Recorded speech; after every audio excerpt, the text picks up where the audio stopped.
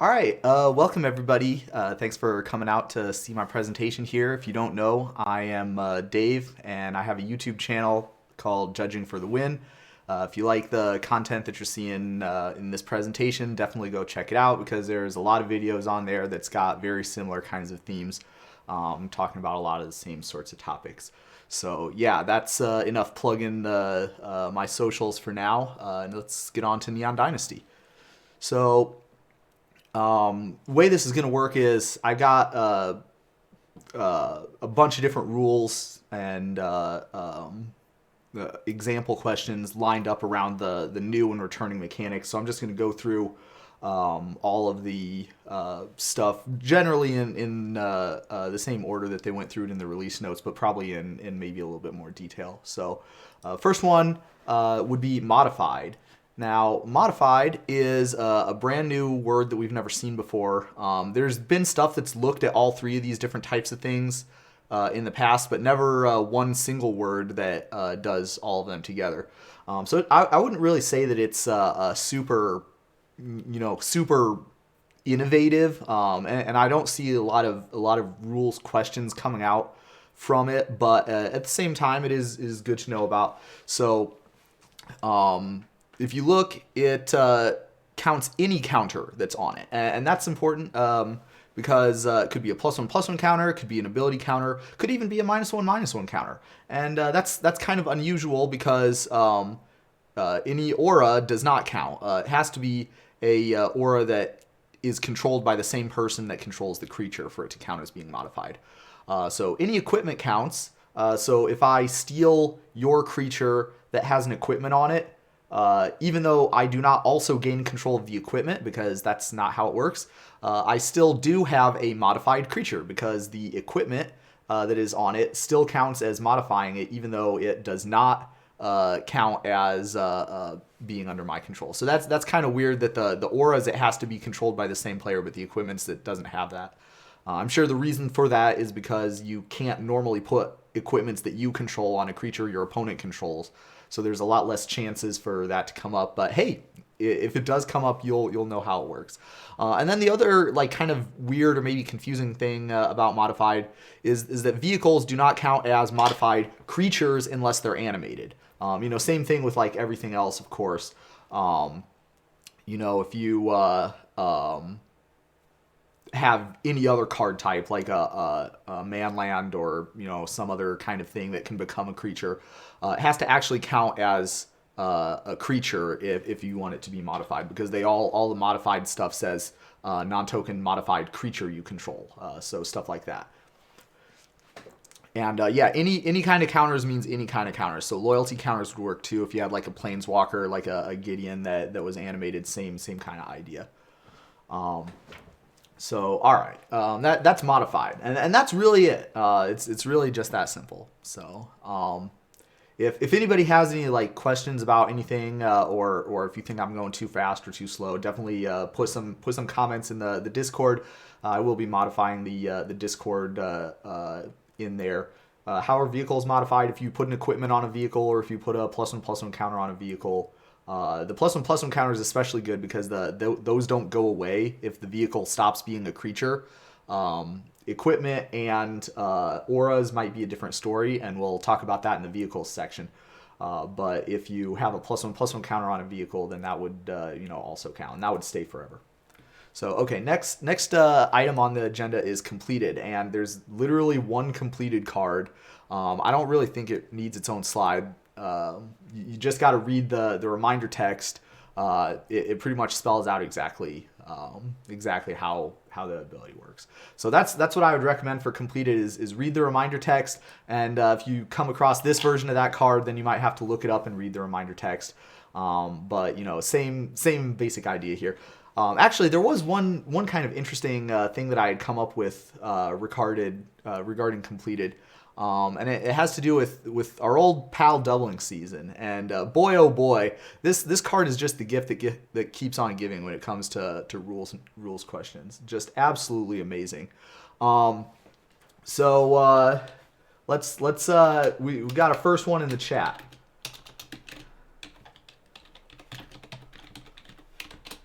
How many loyalty do we start out with? Obviously, we're playing the Tamiyo with its Phyrexian cost, and there's a doubling season out.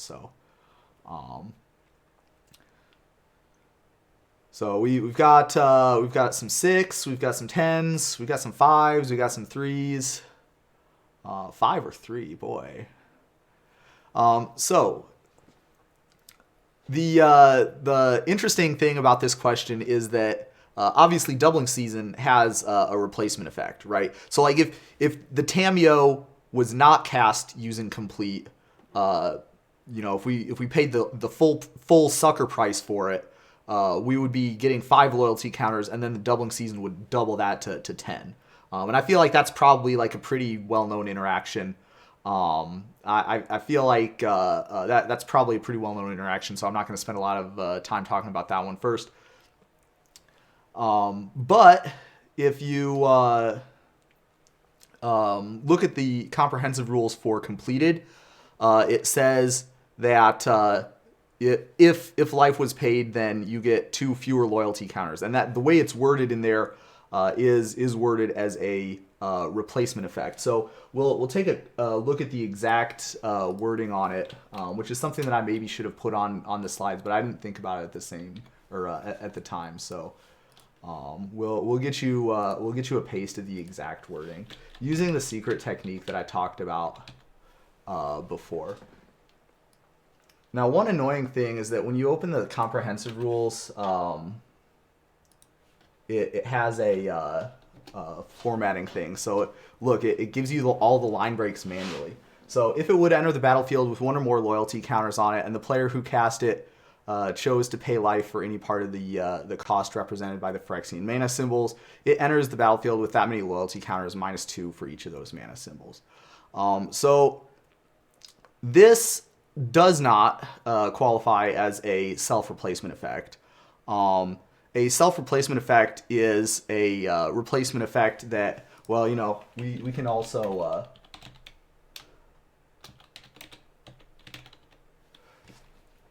so we can also take a look at the text for self-replacement effects here. So the spell or ability replaces part of that spell or ability's own effects is the part that is not satisfied in that definition. We are not replacing part of Tamiyo's effects with completed. We are therefore dealing with a normal everyday replacement effect. And so therefore we would be able to apply that replacement effect either before or after the doubling season's replacement effect, as you probably remember from Steven's presentation that you saw a bit ago. So you would in fact have the choice. Obviously the correct answer would be that you want to double first to 10 and then reduce to 8 rather than reducing first to 3 and then doubling to 6. So the savvy way to do it would be to have those be in the correct order. Any questions about anything on that question there? So we got a couple of people typing in here. We'll see. Ooh, let me double check to see what I got. Ooh, we got a good one coming up next. That's going to be very exciting. I'm super excited. Actually, I was really excited for this one because I was afraid I wasn't going to get to have a question about every mechanic, and that really didn't feel complete, if you will, if I didn't have a question about all of them. So I'm kind of excited that I came up with this one. All right. So it doesn't look like we're getting anything, so I will go ahead and proceed on to the next, which is double-faced sagas, right? So we've had sagas before. We've had double-faced cards before. We've never had double-faced sagas before, and that's kind of exciting. Correct me if I'm wrong. There might be one in like one of those Commander products or one of the secret layers or some set that I haven't heard about yet.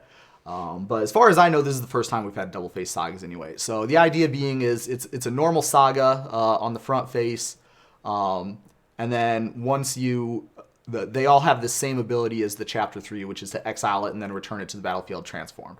And then on the back face, it's like a creature. So we're going to use Zeus's many journeys for all our examples here. This is the front face, this is the back face.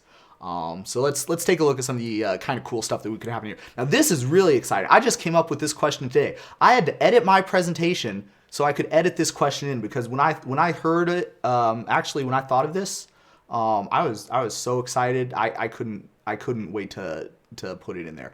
So the question is this.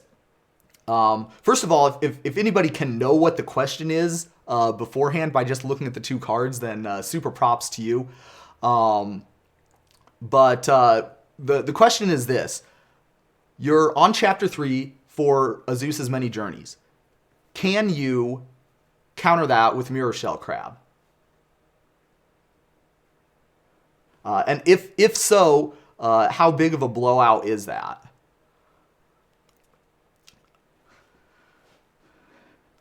Yeah, so that is exactly right. We're getting some responses in the chat. Yes, you can in fact Mirror Shell Crab counter the chapter 3, and if you do that, it's a hard blowout, because what's going to happen is at that point, after the ability gets countered, you will have a saga that has 3 lore counters on it, and its chapter 3 ability is no longer on the stack, keeping it in play, and so therefore its controller will sacrifice it the next time state-based actions are performed. So not only do you not exile the saga and return it to the battlefield, you also have to sacrifice it after. So that's very, very sad. So yeah, the crab is not fooling around with Azusa here. So okay, another card that's not fooling around with Azusa is Weaver of Harmony. Okay, so what do you think? Is this a combo or not?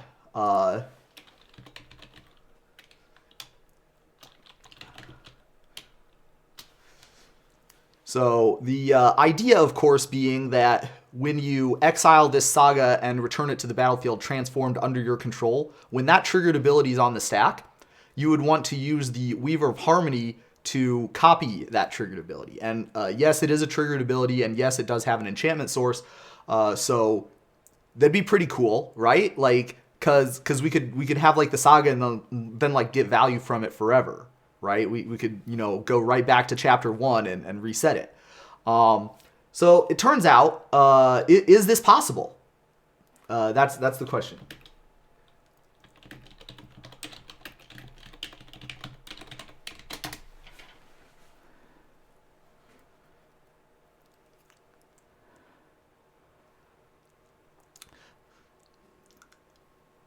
All right, so we got a couple of people chiming in here. So the answer is number 1, yes, you can activate the Weaver of Harmony's ability targeting the Azusa Many Journeys Chapter 3. If you do that, then the copy will resolve first, and it's going to exile this saga and then return it to the battlefield transformed. Then the original ability is going to try to resolve, but it's going to have a problem because the original saga that it is referring to is no longer on the battlefield. If you change zones, you turn into a new object that is completely unconnected to the previous existence. And so therefore, when you attempt to exile this saga and return it to the battlefield transformed, you will not be able to do that because this saga is no longer on the battlefield. It's a completely different object. And even though it's the same physical card, the game doesn't see it that way. So yeah, that is another thing. So unfortunately, this combo didn't work out quite as nicely as what we had hoped. But hey, maybe in round 3 we can do something even cooler, right? So okay, this is question 3 with Azusa's Many Journeys. So we got the copy enchantment copying the Azusa's Many Journeys.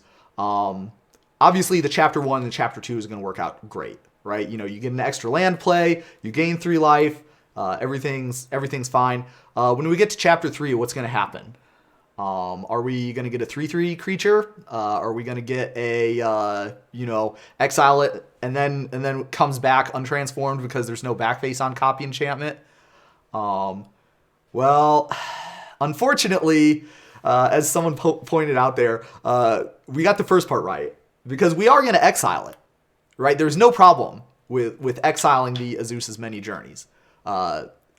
Or rather, there's no problem with copying the copy or exiling the copy enchantment that's copying Azusa's Many Journeys. But there is going to be a problem when we try and bring it back. And that problem is over here. If a player is instructed to put a card that is not a transforming double-faced card, such as copy enchantment, onto the battlefield transformed, that card stays in its current zone. So we exile it, and then we don't put it back on the battlefield. which I think is kind of mean. I think they should have at least, you know, we got to throw copy enchantment a bone here. Like give it something here. So yeah, the copy enchantment gets exiled on chapter 3. No coming back, just stays exiled. Very sad. So that's all the double face saga questions. If there's any there's any stuff that was unclear about any of that, definitely put a message in the chat. But if not, then we're going to channel. And oh boy, if anyone remembers channel back in the original set that they released it was pretty cool. And the reason it was pretty cool is because they also had epic spells, and epic spells said you can't play spells for the rest of the game. That's literally what epic means, or at least one of the things. And so having a way to cast spells that didn't actually technically count as casting a spell, that was pretty cool. Now it doesn't make as much sense other than like as a nostalgia thing. But that's the important thing, I guess, to think about with like the Mirror Shell Crab and other channel spells. You're not actually casting a spell. If you look carefully, you can see there's a colon there, and that's an activated ability. So with that being said, which can stop channel? Meddling Mage?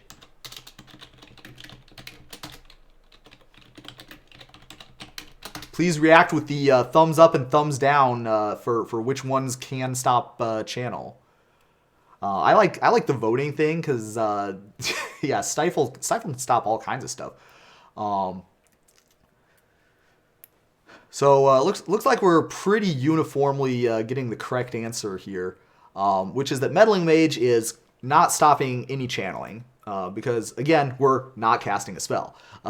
So it's not a spell with the chosen name that we're trying to do. The Pithing Needle is good. The Pithing Needle does stop activated abilities. And so, as you can see, the Mirror Shell Crab does have an activated ability.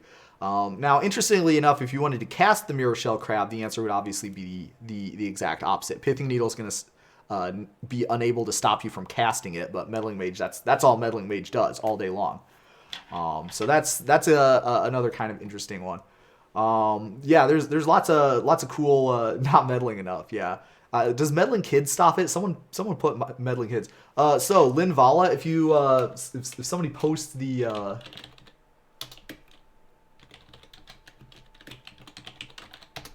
oh, it probably has a comma in it. Lynn Vala, I believe, also only looks at keeping. Yeah, there we go. Asking, yeah, activated abilities of creatures your opponents control. Ooh, that's a great question. So I actually made a video about this a while ago. If anyone remembers watching this video on the channel, they maybe already know the answer. The answer is no. Mirror Shell Crab is not a creature. and that's the real answer. It's a creature card when you're trying to channel it. And so therefore, Lynn Vala does not stop you from channeling the Mirror Shell Crab. Now also Lavinia does not stop channel either, but that's a completely different card. So all right, good question though. I like that. An excellent opportunity to plug my other videos too. Hopefully when I have this edited, I'll have the card up here so you can see that video if you want. Okay, next question. Oh, vehicles. Everyone loves vehicles. Well, at least if you're in the US, you like vehicles. I've heard that it's not as popular or accessible in other countries. How is it not a creature with creature on the type line? Because if you are going to use a card type or subtype in the description of an object, and that description does not include the words card, spell, source, or scheme, then you're specifically going to be looking for a creature on the battlefield, or an object matching that description on the battlefield. So that is in fact exactly exactly why that is. So all right, we got the mobilizer mech. There's actually, I was kind of disappointed. I believe there's only 2 vehicles in the entire set. Very sad. So here's like a brief rundown of like important stuff to know. Creatures can tap to crew the vehicles on the very turn that they come into play. The turn that the creatures come into play, right?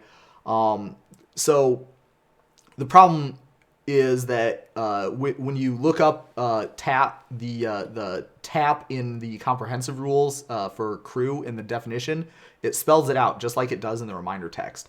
And so the reason is because when you crew to, or when you see it spelled out like this, you don't need haste. You can tap right away. So that's kind of cool. Yeah, no, there's a lot. There's only 2 vehicles that have this next thing that I was going to talk about here. So vehicles cannot crew themselves. This is actually a change from the previous rules. And the reason they made that change is because of this third point here. A vehicle becomes crewed anytime its crew ability resolves, even if it was already a creature. So there's actually 2 vehicles that have the become crewed type of abilities. Mobilizer Mech, of course, being one of them. So what that means is that you cannot animate your Mobilizer Mech and then use its trigger to activate another vehicle, and then also crew Mobilizer Mech using itself because it's now a creature, and animate a second vehicle. That in fact does not work, even though it otherwise would have, because vehicles cannot crew themselves. But it did become crewed again. If you activate the crew ability 2 times, then you can animate 2 other vehicles. So that's kind of cool with the Mobilizer Mech. You just cannot tap Mobilizer Mech to crew itself, because that's what this one says. So that's kind of interesting. Yeah, the self-driving cars was very sad. I guess they were, gonna have to like wait another 1,200 years for Kamigawa to evolve that capability. So another couple of interesting things. This is what I would consider some rather basic questions, but I wanted to hand them out because I feel like a lot of people are going to ask this sort of stuff at like pre-releases, especially if they haven't seen vehicles before. So if you have a Mobilizer Mech, you cannot use Lash of Malice to kill a creature that they were going to use to crew it, or shrink the power of a creature that they were going to use to crew it, unless you do so preemptively. Once you start tapping creatures for the vehicle to crew it, it's too late for people to kill any of the creatures or reduce the power of the creatures. And similarly, if you tap a 3/3 to animate the Mobilizer Mech, and then later on someone Lash of Malices the 3/3 so it doesn't have 3 power anymore, it already crewed the vehicle. So the vehicle doesn't get uncrewed if something like that happens. So once the crew ability resolves, that sets up a continuous effect that makes the Mobilizer Mech into a creature, and then that's that. The Lash increases the power. So if you were to imagine a disfigure instead, then that question would work more. That would make more sense, wouldn't it? So yeah, that's there you go. Disfigure. Back in my day, we didn't have these fancy +2s and -2s. Good spot from the audience there. So let's see. There's one other kind of interesting thing. There's one other kind of interesting thing that I think is kind of important to know, which is like, okay, you've got a vehicle, right? And so you want to animate the Mobilizer Mech and then copy it with Phyrexian Metamorph. So far, all good, no problem. But you might be a little disappointed because the Phyrexian Metamorph is not going to be animated. It'll basically be like if you copied the Mobilizer Mech on a copying machine and like you stuck the output of that over the top of the Phyrexian Metamorph. So that is what it would look like. You would not have the Phyrexian Metamorph be animated. And this, I think, is another kind of like ruling that I think should be pretty well known. But again, this is something I could easily see happening, especially given that the other becomes tapped thing. It does actually make a copy. So there's one other kind of interesting thing about vehicles, and I don't remember making a slide for this one because it didn't really dawn on me until earlier, like right as I was about to start here. But if you have a vehicle that is like, say, a 3/3, like, well, I think I do have a question that's kind of similar to that. We'll talk about that one maybe later. But like if you we'll use the Lash of Malice as an example here, because that actually this one works really well for this example. So if I animate the Mobilizer Mech, it's going to be a creature, right? What if we Lash of Malice the Mobilizer Mech, so that it's now a 4/2. So maybe I need it to be a 3/4 again. Could I crew it again to make it a 3/4?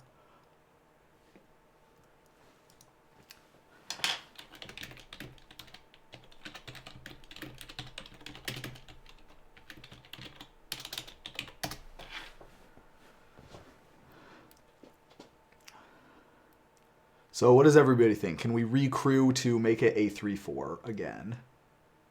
And majority of the people are saying no, and that is correct. And the reason is the same as the Phyrexian Metamorph question, or very similar anyway, which is that no, it's actually not the same. But it is because of continuous effects. So I guess in that sense they're the same. But the reason that it's not going to become a 3/4 again is because the vehicle crew ability doesn't actually set the power and toughness. And even if it did set the power and toughness, that would be an earlier layer than what the lash takes place in anyway. So you're still going to be a 3/4, and then the lash is going to apply in a later sublayer and make it a different power and toughness. And that's going to be the case even though the mobilizer mech maybe looks like it should probably be a 3/4. But no, it's going to apply after the +2 -2 has applied. All right, so now I think we're done with the vehicles. Everybody feeling good on the vehicles, hopefully. If not, definitely put a question mark in the chat here.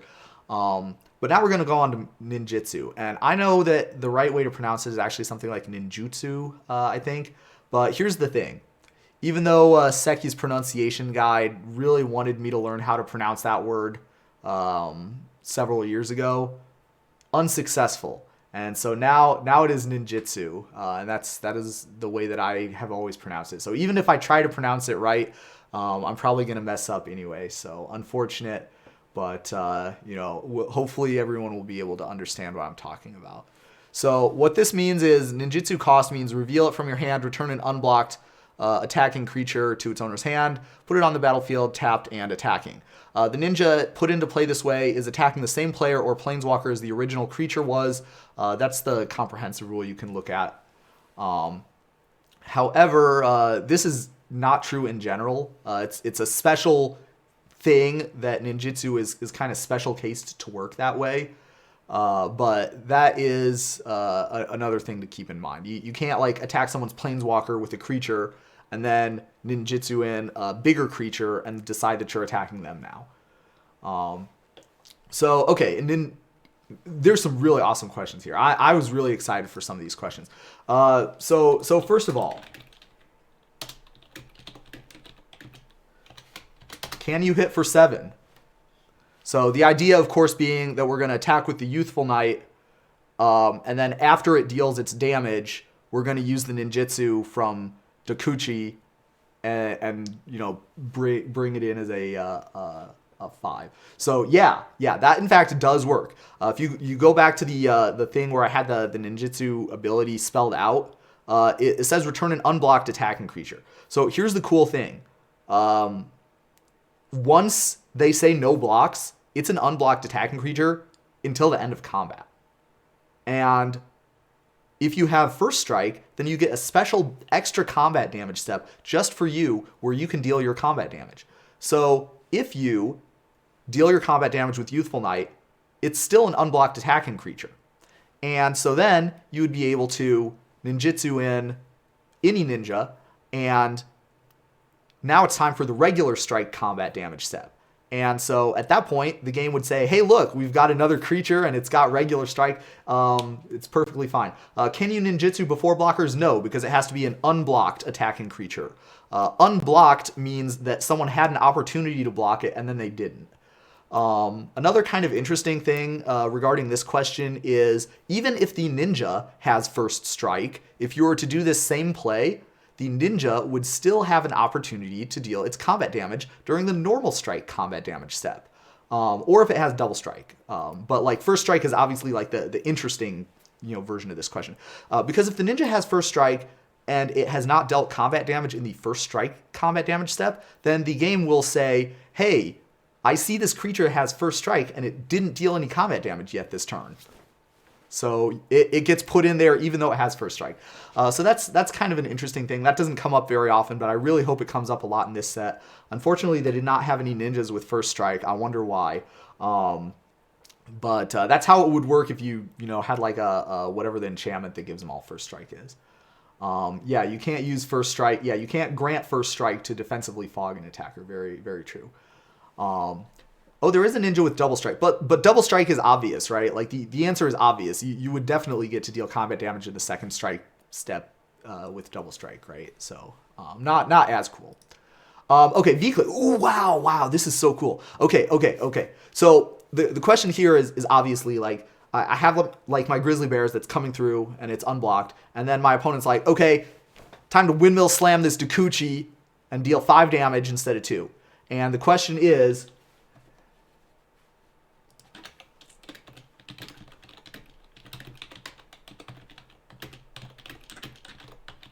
can you stop ninjutsu with V-click?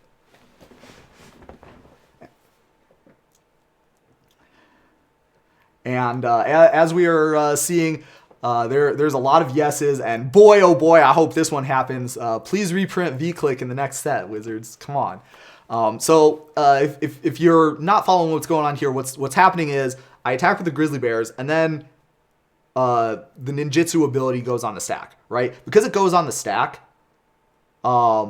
we have an ability, or we have the ability to respond to it with V-click. And so that's exactly what we're going to do. We're going to respond with V-click, and then we're going to look at target player's hand and choose a non-land card from it. And at this point, the ninjutsu creature is still in your hand.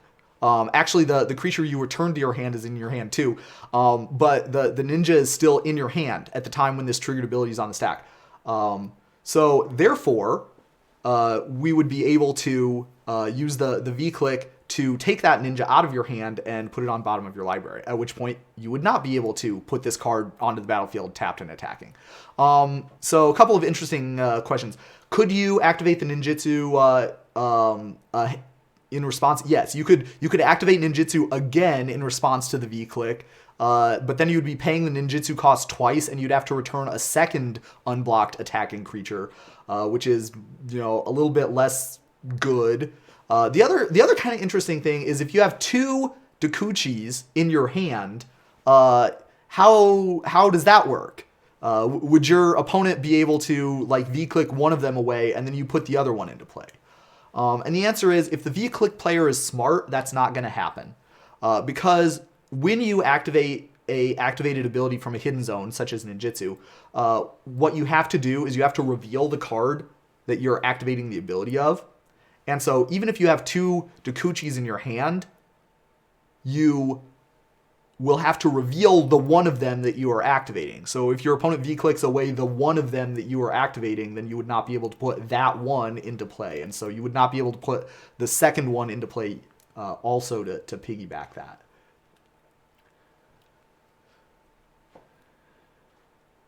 If you ninjutsu the double strike ninja into play during normal combat, then we already passed the point where first strike damage would be getting dealt. And so therefore, you would not be able to deal first strike damage. There's only 2 combat damage steps, the first strike step and the normal strike step. And if there's no first strike creatures, then there's only 1 combat damage step. So that's a good question. If you have 2 Dakuchis in your hand in the V-click example, yeah, like I was saying, if you have 2 Dakuchis, you have to say which one you're putting into play. And so when you V-click, the V-click player is going to put that one that you said that you're putting into play on bottom. So you are not able to do that. Okay, I'm going to move along here. Want to make sure we get through all the exciting examples because, whoo boy, let's just say I have a feeling that some people might have some questions about this one. So this here is Reconfigure, and I got to say, this is wow. Yeah, Lissids 2.0. I wonder who thought that this was a great idea for a mechanic. It's really rough. So I've got the CR text for Reconfigure in here. This is actually like what it says. So it says cost attach this permanent to another target creature you control. Obviously it says another target creature, so you can't equip itself. It's not possible for an equipment to equip itself. They specifically have that hard coded into the CR, so you can't do that. Sort of like a fixed bestow. Yeah, I guess kind of. I think of it more like a fixed Lissids because that's, you know, to me it's closer to that kind of idea. Because you can't like re-bestow an enchantment back onto something, right? Like if it's on the battlefield, you can't put it back on. Once it's off, it's off. So the other ability is you can unattach this permanent, and that's something you normally can't do with equipment. You normally can't unattach them It's normally like the only way to get it off of a creature is to move it onto another creature. You can't just take it off. So as long as it's attached to a creature, it stops being a creature. So the Acquisition Octopus is not a creature as long as it's attached to a creature. So yeah, that's pretty interesting. Yeah, really hope we don't see a lot of the reconfigure in modern metagames. There's a couple of really weird things that can happen, but hopefully it's not that common. So here's a couple of interesting questions. Okay, so first of all, if you equip the Acquisition Octopus onto a mobilizer mech or any other thing that is going to stop being a creature at some point, then the stopping being a creature at some point is going to be a problem for the reconfigure, because you're only allowed to equip a creature. You cannot equip something that's not a creature. And so after the mobilizer mech turns back into not a creature at end of turn, then the Acquisition Octopus is going to, at the next time state-based actions happen, fall off. Because that is a state-based action. So a couple of interesting points when it comes to that, which is, first of all, the time in the cleanup step where the mobilizer mech stops being a creature is actually before the time in the cleanup step where it does state-based actions one last time. And so that means that the Acquisition Octopus will indeed fall off that turn. There's not going to be any portion of the next turn at which the Acquisition Octopus is attached to the mobilizer mech. So that's one kind of like interesting consequence of that. Another thing is, of course, the mobilizer mech may have attacked, and so therefore maybe it's tapped, but the Acquisition Octopus certainly isn't, right? Because the equipment and the auras that are attached to something that attacks, those don't get tapped. The only thing that gets tapped is the creature, and that's the sort of thing that like probably most people like would think about. Would get the right answer for intuitively, but a lot of people probably haven't thought about that. So that's something I wanted to make sure that I at least pointed out, because that I think is gonna maybe be a question that you see a fair amount of. So okay, what else we got? Ooh boy, yeah, Leonin Shikari. So what do you think? What does everybody think? Instant speed reconfigure?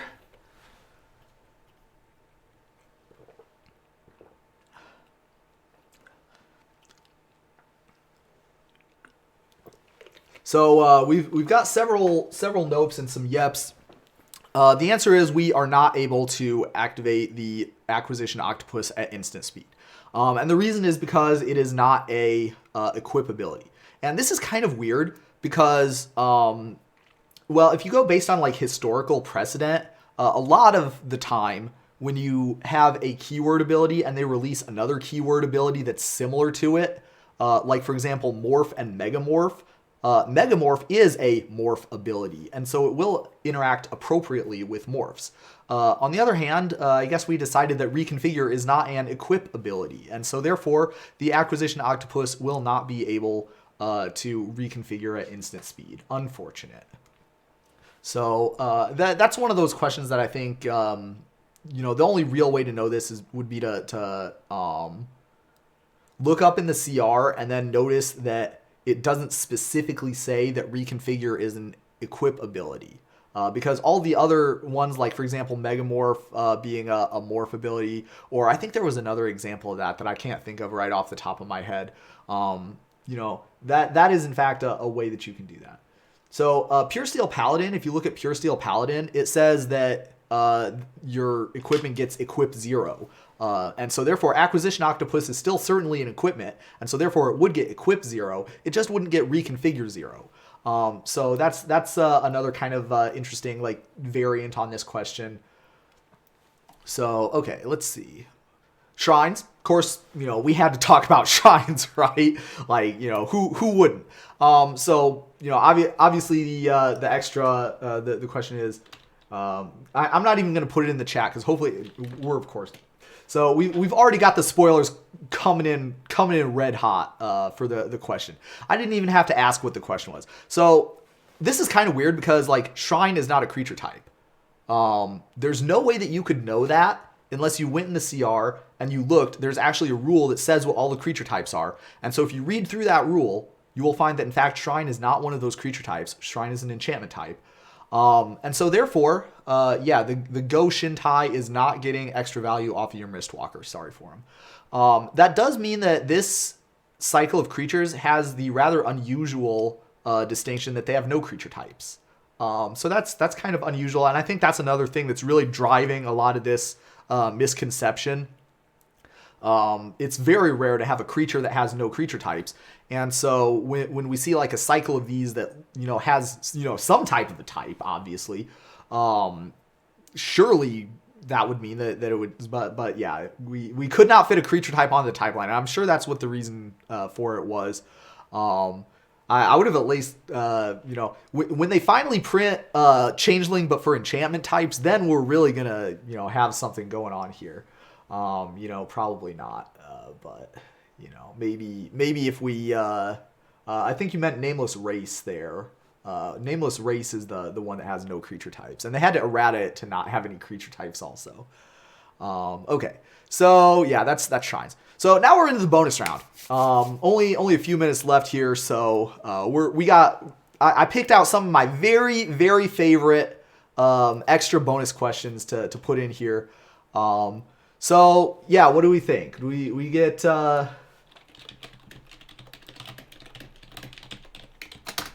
bonus trigger for the ninja? Yes or no? What do you all think? So we are getting a hard no, and that's kind of sad, right? Enters the battlefield from your hand if it's attacking. Like clearly, the thing that makes this triggered ability trigger is Thousand Face Shadow attacking, but unfortunately, no. The thing that it triggers off of is when Thousand Face Shadow enters the battlefield. So that means that if you had the other one that like gives you an extra trigger for like things that are entering the battlefield, that one would work. Or for example, the Torpor Orb, you would be able to stop the Thousand Face Shadow with Torpor Orb. Here's another kind of interesting situation that maybe looks like it should work, but still also does not work, which is the Eternal of Harsh Truths. Now, come on.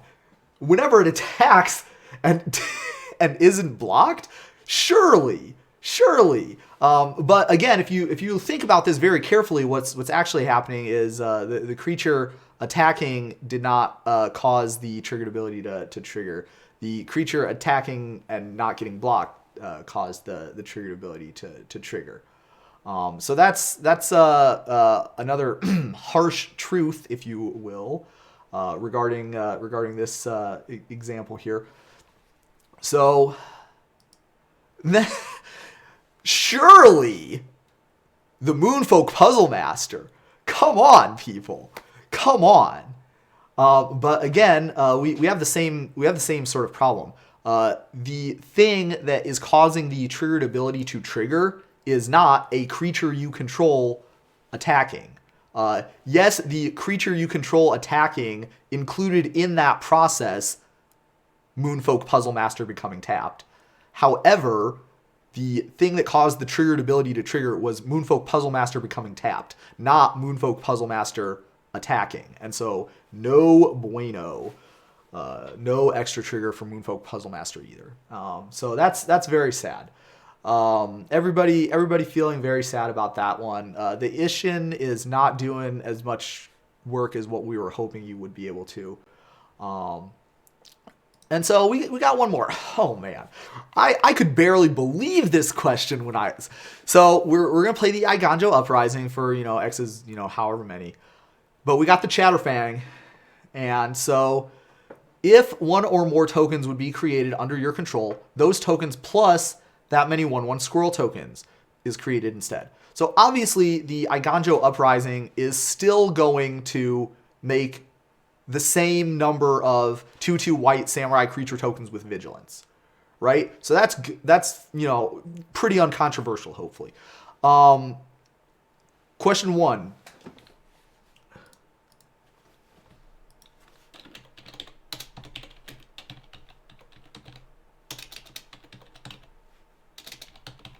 Vigilant squirrels. And question 2.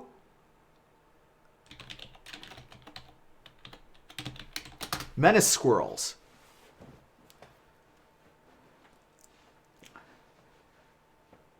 All right, and so to see the reason why this is, let's consider that when we replace the act of making the Eiganjo Uprising tokens, we're replacing the whole information of making those tokens, and they gain menace and haste.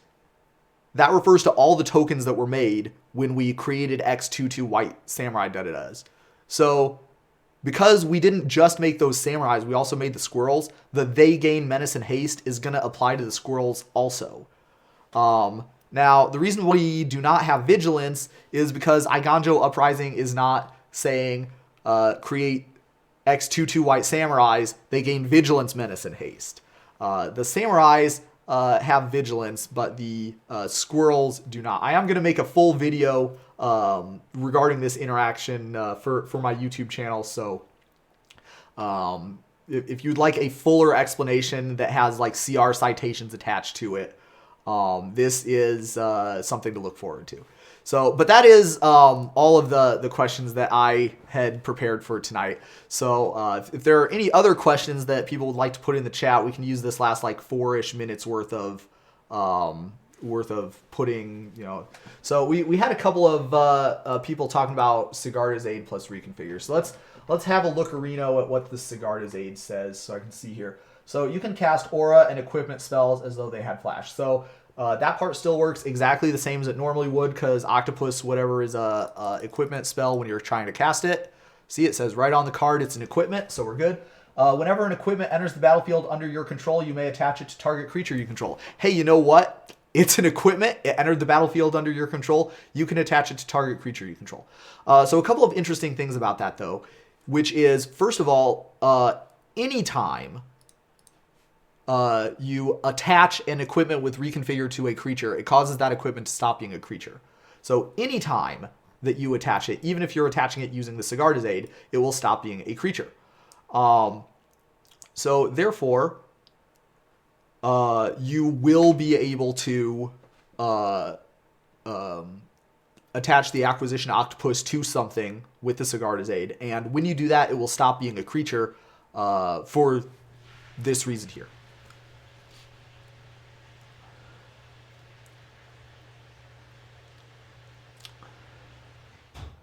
Yeah, why is there no Bushido? I agree. I missed Bushido. Sweep. Anyone remember Sweep? Why are they not bringing Sweep back? That was my favorite mechanic. Yeah. I think the reason that they took out Bushido is probably because I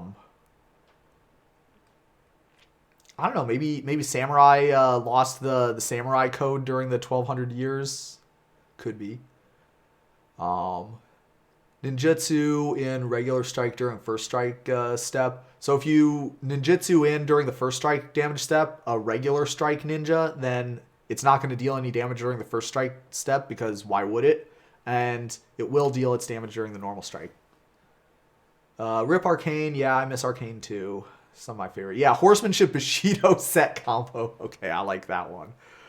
All right, so if anybody has any other questions that would have been cool to talk about, definitely email me, judgingftw@gmail.com. If anyone has any, like, it doesn't have to be just about Kamigawa, you know, it could be about anything. Any awesome any awesome questions that you might happen to come upon, I'd be very interested. If you have any feedback for me about this presentation, you can email me also, or get in contact with the presentation or the conference organizers. This presentation will be put up on the Judging for the Win YouTube channel, so if you'd like to review it at some later time, you're definitely able to do that. With that being said, that is all of the time that I've been allotted, so everybody, thank you for paying attention and being a great and lively audience.